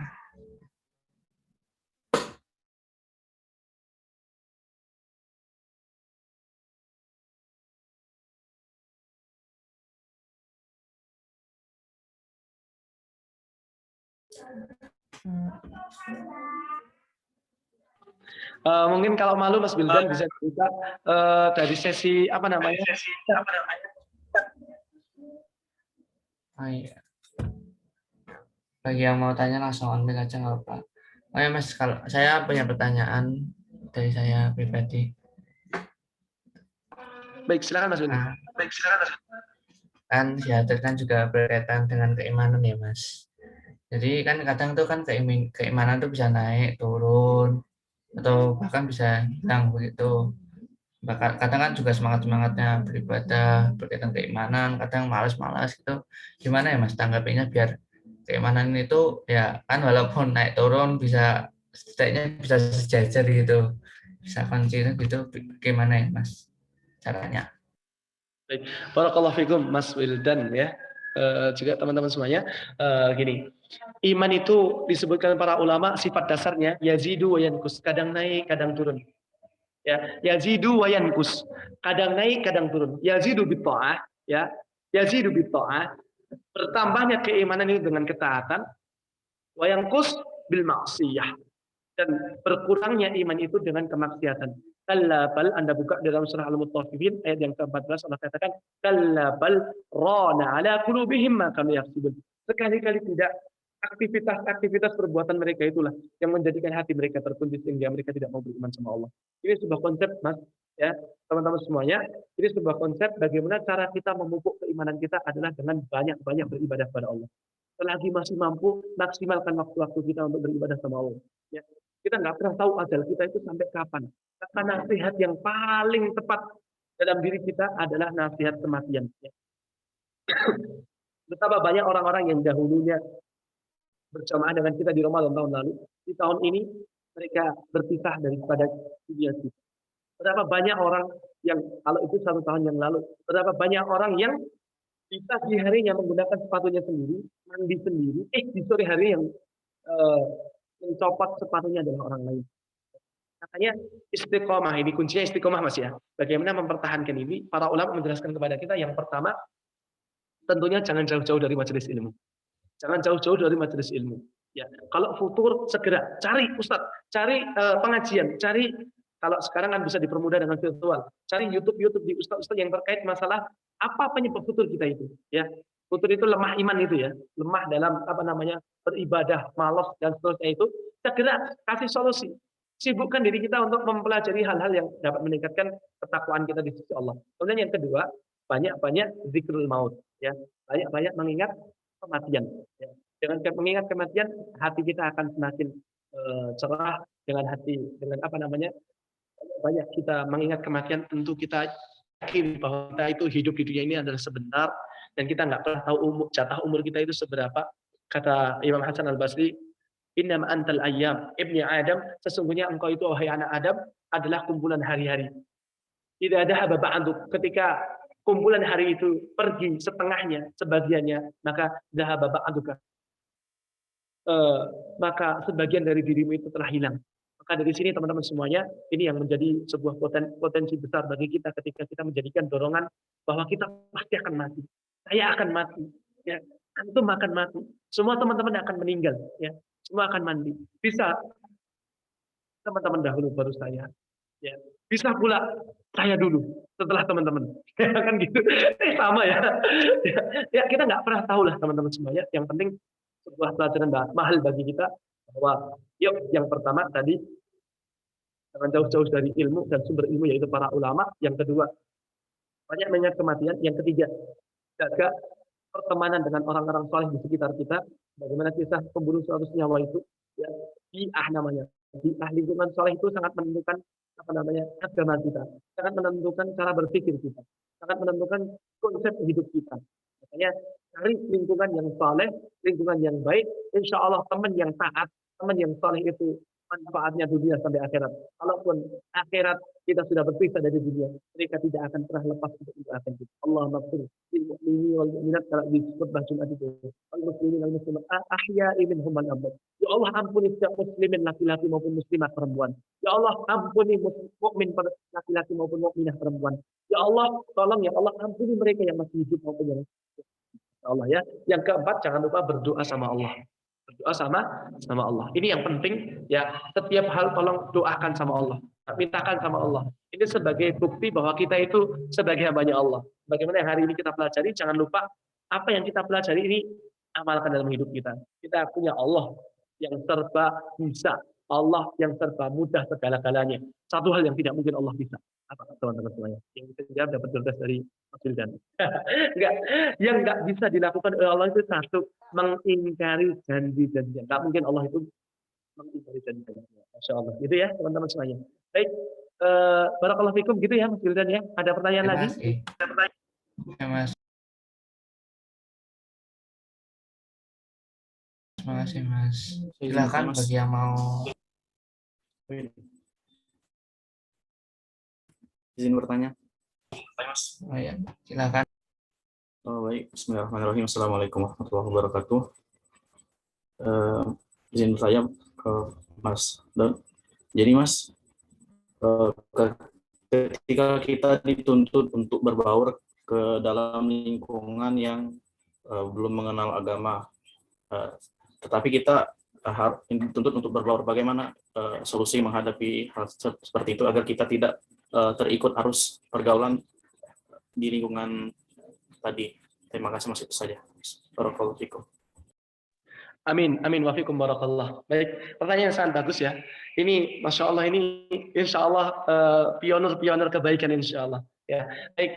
Tadi ditanyakan bagaimana solusi ketika kita itu hidup di tengah masyarakat yang mungkin masih sangat awam gitu ya, mungkin masih jauh dari ilmu agama, sehingga kita itu dakwah itu terkadang berbagai rintangan harus kita lalui. Maka sebuah konsep ya hidup bagi kita, yang pertama yang akan kita lakukan adalah kita sesuaikan cara dakwah kita itu sesuai dengan masyarakat kita. Gitu ya. Ingat prinsip kita itu jangan cukup jadi soleh untuk diri kita. Ya, soleh itu baik nggak? Baik, luar biasa. Itu hubungan makhluk dengan Allah. Ya, itu yang pertama, soleh. Tapi jangan cukupkan diri Anda itu jadi orang soleh. Jadikan diri Anda itu sebagai muslih dan soleh. Soleh lagi muslih. Soleh untuk hubungan Anda dengan Allah. Soleh itu untuk hubungan Anda dengan Allah, muslih ya, muslih, soleh dan muslih. Kalau muslih itu hubungan Anda dengan orang-orang di sekitar Anda ya. Kalau soleh secara vertikal keimanan Anda ya. Kalau muslih itu secara horizontal ya, horizontal manfaat yang bisa Anda tebarkan. Maka orang soleh itu prinsip yang paling dasar, dia tidak pernah membatasi dirinya untuk memberikan manfaat bagi orang. Itu prinsip.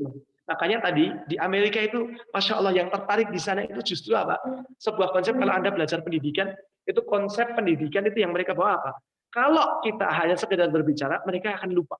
Tapi ketika kita menunjukkan Islam itu yang sebenarnya, Islam itu yang baik seperti ini, ya, kita belajar Islam secara benar. Ternyata Islam itu agama yang sangat mengajarkan kedamaian, ya, kerukunan, ya, kebaikan dan kebaikan itu kita tampilkan di tengah masyarakat. Kita nggak pernah tahu masyarakat mana yang akan tersentuh dari apa yang hari ini kita kerjakan. Maka solusi yang besar bagi kita harus tanamkan, jadilah seperti air sungai, jangan jadi seperti air sumur, jadilah air sungai. Maka setiap orang dapat mengambil manfaat dari air sungai, yaitu diri Anda itu. Setiap orang mampu mengambil manfaat dari diri Anda tanpa izin, ya. Artinya setiap orang mampu mengambil manfaat dari diri Anda. Jangan jadi seperti air sumur yang hanya dimanfaatkan oleh diri Anda dan keluarga Anda, tanpa orang lain mudah untuk mengambil manfaat dari diri Anda.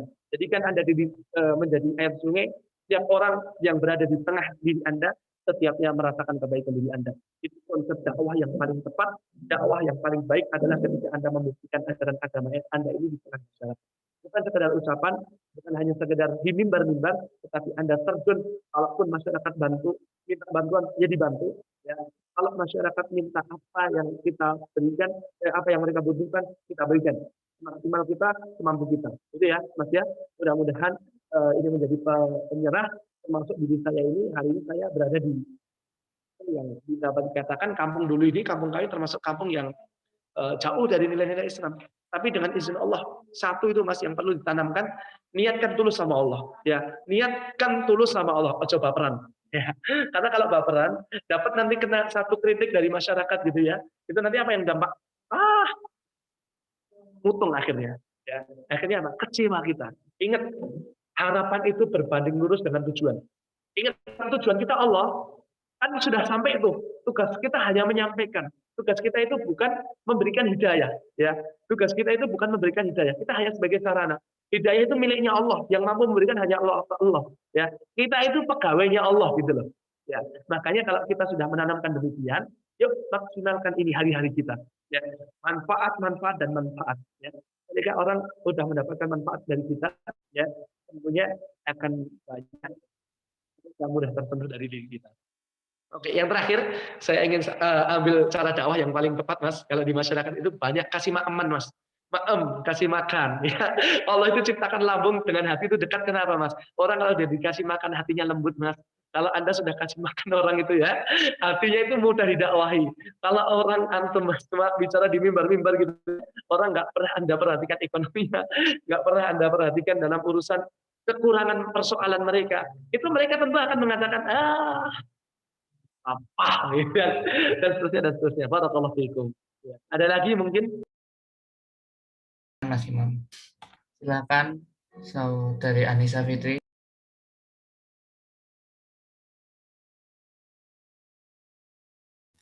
Ya, baik. Saya mau bertanya, Mas. Ini berkaitan dengan itu ya, pembatal puasa tadi. Itu kan tadi juga disebutkan kalau istilahnya tuh kita betul bahwa itu adalah pilihan orang yang paling sempurna. Tapi kita tidak boleh Mohon maaf, Mbak, kurang jelas itu suaranya atau headsetnya itu ya mungkin ya. halo, sudah kedengaran? Udah agak kedengaran, monggo. Maaf. Saya ulangi lagi ya, Mas. Jika yang bertanya, silakan. Udah kedengaran belum? Udah Mbak, udah, silakan. Saya ulangi ya. Ini pertanyaan saya itu berkaitan dengan pembatal puasa tadi. Ya, kita semua tahu kalau Rasulullah itu pilihan Allah yang paling sempurna. Tapi kita tuh juga istilahnya tuh tidak boleh ibaratnya mendewakan Rasulullah gitu loh, Mas. Nah, terus ini yang saya sering lihat di era ini tuh di sosial media. Itu kan banyak ya yang ngadain giveaway gitu kan, kayak misal giveaway iPhone atau giveaway apalah. Terus ada juga orang yang misalkan pamer dia punya rumah mewah, punya mobil mewah. Nah, itu tuh banyak tuh komentar yang bilang bismillah selawatin dulu. Nah, itu kan banyak banget ya kita ngomong selawatin dulu gitu. Nah, itu tuh malah jadikan kalau sholawat itu tuh cara satu-satunya buat mendapatkan hal yang mereka mau. Padahal kan kita punya Allah, kita bisa berdoa sama Allah, kita bisa minta sama Allah. Kenapa malah ngomongnya tuh enggak bismillah, doa sama Allah dapat? Kenapa kok mereka tuh kebanyakan ngomongnya selawatin aja dulu? Nah, itu kira-kira tuh bisa nggak sih Mas jadi pembatas ya dari itu sendiri? Terima kasih. Oke, mohon maaf ya. Mungkin yang saya tangkap gini, Mbak. Misalkan ada orang yang menjadikan sholawat itu sebagai sarana untuk berdoanya gitu ya, menyampaikan apa yang dia inginkan, misalkan gitu ya. Yang saya dapat tangkap gitu, benar Mbak? Benar ya? Baik. Oke. Ini saya tutup ya. Ini terakhir ya Mas Wildan ya, Insya Allah ya. Terakhir ya. Kita Insya Allah nanti. Terakhir. Apa Mas? Terakhir ya. Terakhir. Ya, baik, saya tutup dengan firman Allah Subhanahu Wa Taala. Pertanyaan Mbak ini, ya, Masya Allah, barakallahu fikum, bahwa para sahabat itu kalau sudah sampai di ayat ini disampaikan oleh para tabi'in, kibarut tabi'in, namanya Mubarak Turi, salah seorang ulama besar di masa tabi'in. Beliau kalau ketemu para sahabat, apa ayat yang paling banyak menjadikan sahabat itu tertetes air mata mereka? Di dalam surah Hud, ya teman-teman semuanya. Di dalam surah Hud, surah yang ke-11 ayat 15 sampai 16. Man kana yuridul hayatad dunya wa zinataha nuwaffi ilaihim a'malahum fiha wa hum fiha la yubkhasun. Kata Allah, barang siapa yang menghendaki kehidupan dunia dan segala pernik-pernik perhiasan di dalamnya, nuwaffi ilaihim a'malahum fiha, Allah akan berikan kepada mereka atas apa yang mereka amalkan fiha di dalamnya, wa hum fiha la yubkhasun, dan mereka tidak akan dirugikan. Ulaikal ladzina laysa lahum fil akhirat, mereka tidak akan mendapatkan segala sesuatu apapun di akhirat illan nar, kecuali nerakanya Allah. Wa habita ma sana'u, batallah, sia-sialah apa yang telah mereka usahakan, fiha wa batilum ma kanu ya'malun, dan batallah segala apa yang mereka kerjakan. Baik, teman-teman semuanya, urusan dunia itu urusan yang sudah dijamin oleh Allah. Ya. Ini yang perlu kita tanamkan. Ya. Urusan ibadah itu tidak ada satupun keterkaitannya dengan urusan yang telah dijaminkan oleh Allah. Contoh, tahajud kita itu tidak ada satupun yang mempengaruhi dapatnya duit kita itu seperti apa. Ya. Kalau kita dengan ibadah itu salat duha membuka pintu rezeki kan, tapi kita nggak boleh jadikan salat duha itu menjadi sarana kita, kalau nggak sholat duha kemudian kita nanti rizkinya berkurang. Nggak boleh, teman-teman semuanya, harus dipahami. Boleh nggak kita mengharapkan rizki oleh Allah? Boleh ya. Dari sholat duha kita berharap mudah-mudahan Allah membukakan seluas-luasnya pintu rizki kita, itu boleh. Tapi kalau nggak sholat duha, ya amal rizki kita akan sempit. Ya ini masalah. Padahal dunia kita itu di surat Hud pula ayat yang ke-6, wa ma min dabbatin fil ardi illa 'ala Allahi rizquha. Tidaklah makhluk melata itu di atas muka bumi yang telah Allah ciptakan. Makhluk melata loh itu. Melata itu ular, cacing gitu ya, yang jalannya pakai kulit itu perut ya. Itu aja makhluk melata, dijamin rezekinya sama Allah. Lah kita sementara diberikan mata, sementara diberikan apa namanya? Otak, sementara diberikan mata, kaki, kemudian apa namanya? Tangan, itu ya. Allah berikan akal agar supaya kita diberikan potensi yang besar agar supaya kita lebih harusnya bersyukur daripada makhluk melata di atas muka bumi ini. Ya, makanya ini yang menjadi dasar bagi kita. Yuk sama-sama. Harusnya kita itu yakin. Ya, solawat pula boleh nggak kita bersolawat mengharapkan ampunan dari Allah? Iya, Rasulullah mengatakan, "Man shalla alayya wahidan." Barang siapa yang solawat dengan saya satu kali, maka Allah Subhanahu wa taala akan bersolawat kepadanya 10 kali. Selawat para ulama menjelaskan, selawat Allah kepada makhluk itu adalah ampunan Allah. Ya, dengan ampunan Allah, Allah akan meluaskan rezeki kita. Ya, dan rezeki kita nggak pernah tertukar. Kalau ada anak yang tertukar, kalau ada jodoh yang tertukar, ingat rezeki Allah nggak pernah tertukar. Ya, kalau Allah telah menjamin saya, Mas Imam atau Sop Buah, siapa Mas Buah? Sop Buah itu.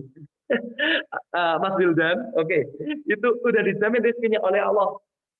2M misalkan, 2 triliun misalkan, di atas muka bumi ini Allah berikan. Kalau belum 2 triliun Allah belum kasih di atas muka bumi ini, ya nggak mungkin Allah cabut nyawanya. Itu dalam hadis jelas, rinci, Anda bisa buka.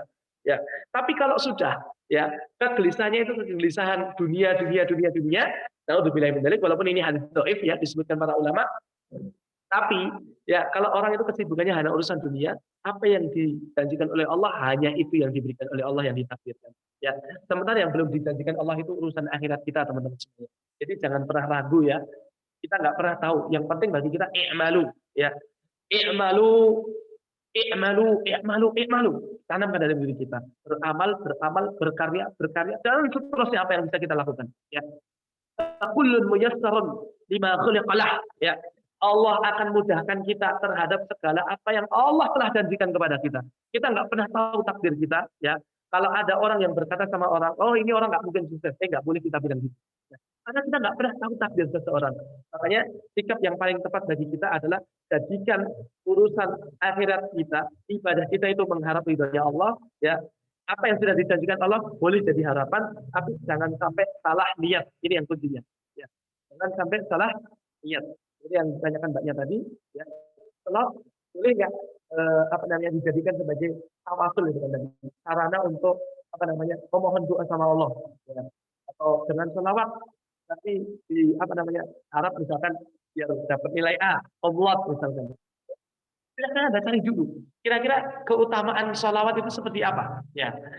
Kira-kira ibadah ini keutamanya seperti apa? Kalau keutamaan itu meluaskan rezeki, ya kita berharap sama Allah. Ya Allah, saya telah melaksanakan ibadah ini, sekarang saya berharap janji Nabimu ya Allah, misalkan gitu.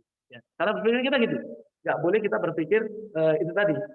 Ya, walaupun sebagian saudara kita mungkin wallahu a'lam bishawab, saya terlepas ya dari apa namanya pemahaman-pemahaman yang mungkin ada sebagian saudara kita yang terkadang tahajud biar rezekinya lancar, sholat duha, kalau nggak sholat duha nggak sukses dan seterusnya. Boleh kita berharap kesuksesan kepada Allah, boleh kita berharap apa namanya rezeki yang berlimpah kepada Allah, tapi satu, kita tidak boleh menjadikan setiap ibadah itu sesuatu hal yang pasti mempengaruhi urusan dunia kita. Karena ibadah tidak akan pernah mempengaruhi rezeki yang telah Allah jamin kepada kita. Tetapi ibadah akan memberikan keberkahan dari rezeki yang telah Allah jamin kepada kita, sehingga keberkahan itu yang akan membawa kita sampai kepada surganya Allah Subhanahu wa taala. Barakallahu fikum, ya, mungkin itu, tapi saya sangat merekomendasikan Mbak pertanyaan Mbak ini, silahkan nanti buka YouTube-nya Ustadz Omar Mita, Omar Mita, ya, di YouTube Anda buka 5 nanti linknya saya kirim ke Mas Wildan lah, ya. Orang itu kalau terkonfirmasi cinta kepada dunia, masya Allah, itu masya Allah. Dulu di Karanganyar saya hadir, ya, itu di YouTube masih ada banyak banget orang-orang yang sadar dari ceramah beliau itu yang salah menempatkan kegelisahan dan penempatan dalam beribadah kepada Allah Subhanahu wa taala. Mungkin dari saya itu, mungkin nanti ditutup sama Mas Wildan. Monggo Mas Wildan, saya persilahkan. Ya, mungkin balik karena waktu menjelang zuhur ya. Oke Mas, terima kasih Mas Daud atas jawaban dari pertanyaan dari peserta yang menyampaikan.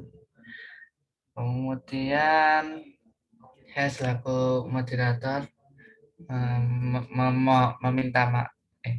Saya selaku moderator meminta maaf jika dalam penyampaian saya banyak salah kata. Saya kembalikan acara ke MC. Silakan. Baiklah, terima kasih kepada moderator Mas Wildan dan juga pemateri kita, Masya Allah, Mas Ahyari, materinya sangat menarik sekali dan semangat sekali ya Mas dalam menyampaikannya. Insya Allah bisa menjadi berkah buat kita semua dan buat pemateri juga. Yo. Bisa menjadi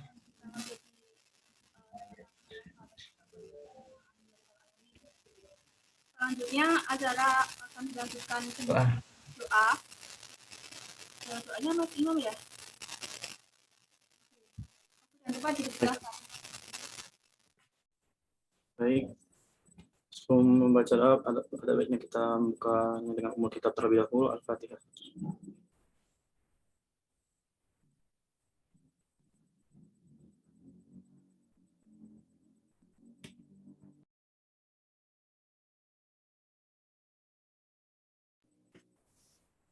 Bismillahirrahmanirrahim. Alhamdulillahirabbil alamin. Wassalatu wassalamu ala asyrafil anbiya'i wal mursalin wa ala alihi washabbihi ajmain.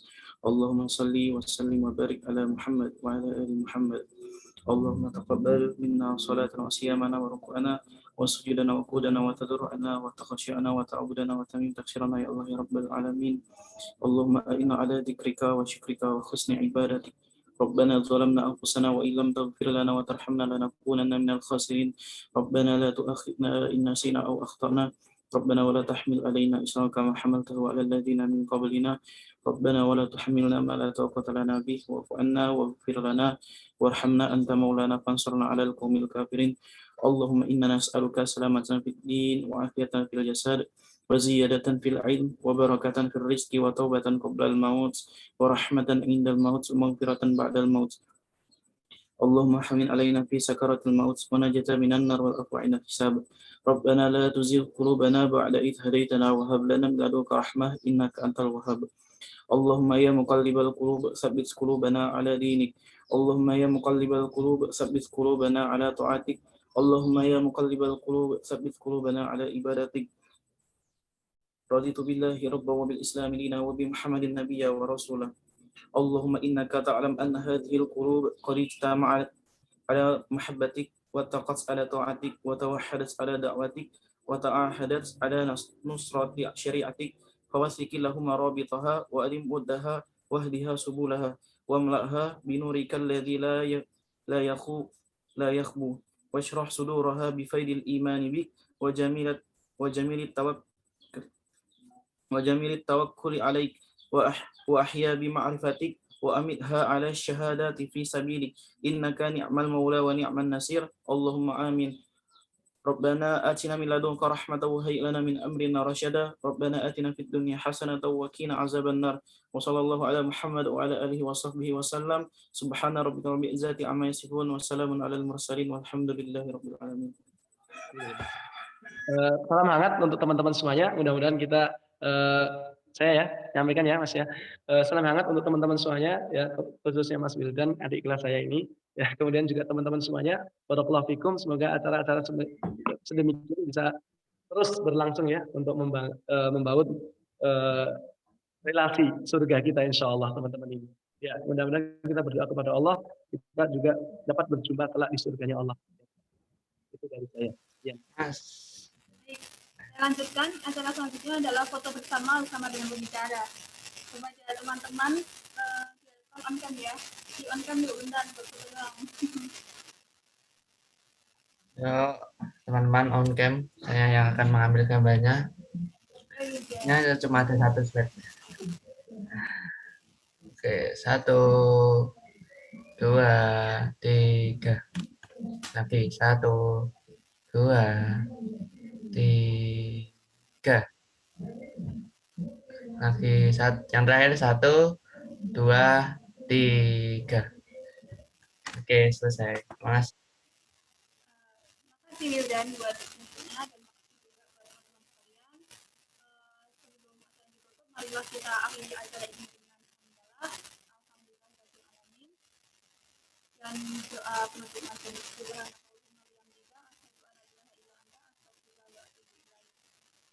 Saya apabila ada kesalahan atau ketidaknyamanan dalam acara pada hari ini. Kurang lebihnya mohon maaf, karena kekurangan adalah milik kita, kesempurnaan hanyalah milik Allah. Wassalamualaikum warahmatullahi wabarakatuh. Waalaikumsalam warahmatullahi Assalamualaikum wabarakatuh. warahmatullahi wabarakatuh. Meninggalkan Zoom. Silakan bagi yang mau live. Ya, terima kasih. Makasih Mas Daud. Mas Daud. Sama-sama, ahlan teman-teman semuanya. Ya, saya izin undur diri ya. Iya, Mas. Ya, Mas, nggak apa Mas. Assalamualaikum. Terima kasih Mas. Eh,